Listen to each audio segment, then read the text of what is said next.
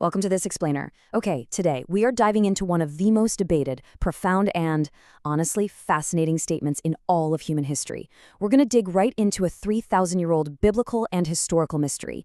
You've probably heard this phrase, countless times in casual conversation or read it in ancient texts. But its true meaning? Well, it's been heavily layered over with centuries of assumptions and philosophical debates. So today, let's strip all of that back to the original context and explore what it actually means to be human. So, here's the big question. What exactly is the image of God? When Genesis says humans are made in the image of God, what does that actually entail? Does it mean we physically look like God? Does it mean we think like Him or have similar emotions? Or is it something else entirely? For literally thousands of years, theologians, philosophers, and everyday people have fiercely debated whether this image is physical, spiritual, moral, or relational. And figuring this out is absolutely crucial. It's not just some abstract theological puzzle. It essentially defines our very purpose and dictates exactly how we're supposed to interact with the world around us. Okay, let's dive into this. To truly solve this mystery, we've got to start by grounding ourselves in the original language of Genesis 1:26. The ancient Hebrew text gives us two key words, tselem, which translates to image, and demuth, which translates to likeness. Now, ancient Hebrew writers frequently used paired terms like this. It's a literary device where two really closely related words are put together to intensify a concept, kind of giving it three-dimensional depth, This means these two words are pointing us toward a single, unified, and very robust idea. But the text doesn't just hand us a simple one-sentence dictionary definition. Instead, it leaves us a brilliant trail of contextual clues. Historically, there have been four classical interpretations trying to make sense of these clues. Thinkers have argued that the image of God is our physical resemblance to the divine, our capacity for complex human reason, our deep moral capacity, or our unique ability to form intricate relationships. Now, I want you to think of these four views as puzzle pieces. It's crucial to understand that they aren't completely wrong. In fact, each one captures something uniquely beautiful about the human experience. But on their own, they're incomplete. They just don't give us the full intended picture. Let's look at why. Take that first view. Physical resemblance. When we test this against the rest of the text, it falls a bit short. Scripture repeatedly states that God is spirit. He's invisible and transcendent. So reducing the image strictly to a biological human body, that doesn't really fit the broader narrative. Well, if physical form doesn't work, what about our minds? Humans write complex symphonies, build massive civilizations, contemplate eternity. That's for sure unique. But if intelligence alone defines the image of God, what happens to infants or folks with severe cognitive impairments? Would they possess less of the image of God? No way. Scripture never, ever implies that intelligence dictates human worth or dignity. So reason is an important piece of the puzzle, but it absolutely can't be the whole thing. So what about the third view, moral capacity? We obviously have a conscience, we understand the nuances of right and wrong, and we feel guilt when we cross those lines. But here's the massive logical problem with making morality the core singular definition. If the image was solely our moral perfection, humanity would have lost it completely the moment sin entered the world during the fall, right?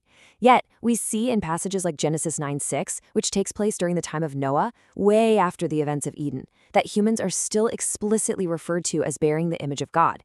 The image persists even in fallen, morally flawed humanity. So morality alone just cannot be the ultimate definition either. Section 1, the royal representative, the ancient context. Now, what's really interesting about this slide is to find the strongest, most cohesive interpretation, we basically have to stop reading Genesis like a modern textbook and look through the eyes of an ancient Near Eastern audience. In their world, that Hebrew word tselem, image, had a very specific, universally known function. It was frequently used to describe statues or representative figures of royalty. You see, an ancient king obviously couldn't physically be everywhere in his vast kingdom at once.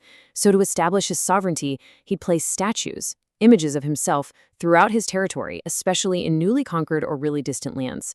These statues weren't just decorative art. They legally and functionally represented the king's presence, his rule, his authority, and his identity to the very edges of his domain. When you saw the statue, you knew exactly who was in charge and whose laws governed that land. And suddenly, with that historical context in mind, Genesis 1:26 clicks completely into place. Look closely at the flow of the verse. Let us make man in our image, and let them rule. The concept of the image is immediately and directly tied to dominion. We aren't just given a static title here. We're given a dynamic function. Humanity was created to act as God's royal earthly representatives, his viceregents. We're placed in the massive temple of creation not as lifeless statues of stone or wood, but as living, breathing reflections meant to actively govern and cultivate the world on his behalf. So the crucial point is that this ancient representational view is actually the master key. It takes all those previous incomplete puzzle pieces we talked about and beautifully integrates them into one unified purpose. I mean, think about it. Why do we possess complex human reason and intelligence? So we can intelligently steward and govern the intricacies of creation.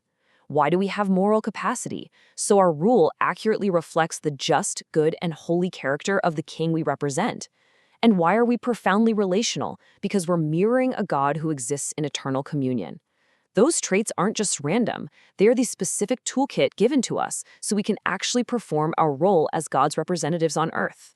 Section 2. The cracked mirror. The fall of humanity. Now, if we were originally designed to be perfect royal representatives, a quick glance at human history shows we went terribly, terribly off script. So what happens to the image when humans rebel against the very king they're supposed to represent? Well, some people think the image was completely erased when sin entered the world. Others think absolutely nothing happened to it. But the biblical reality is that the image was marred, not erased. Think of these powerful metaphors.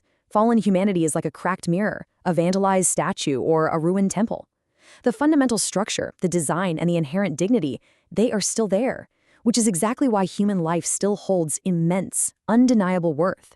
But our ability to accurately and purely reflect God's character out into the world, that is deeply broken, distorted, and misdirected. We still represent, but without intervention, we represent really poorly. Let's move to the next slide and see how this builds across the entire biblical timeline. The Bible isn't just a collection of disconnected moral stories. It's one grand unified narrative about this exact concept of representation. We start with creation, where the perfect representative image is established. Then comes the distortion, the tragic marring of the image through human rebellion. But the narrative doesn't just leave the mirror shattered on the floor. That leads us directly into a massive phase of redemption, where God begins the slow, deliberate work of reclaiming his representatives, ultimately pointing us toward the final restoration of what humanity was always meant to be. Section 3. Restoring the image. So, how exactly do you repair a vandalized statue or a cracked mirror so it perfectly reflects the light once again? The answer is found in the New Testament, where this entire doctrine reaches its absolute climax.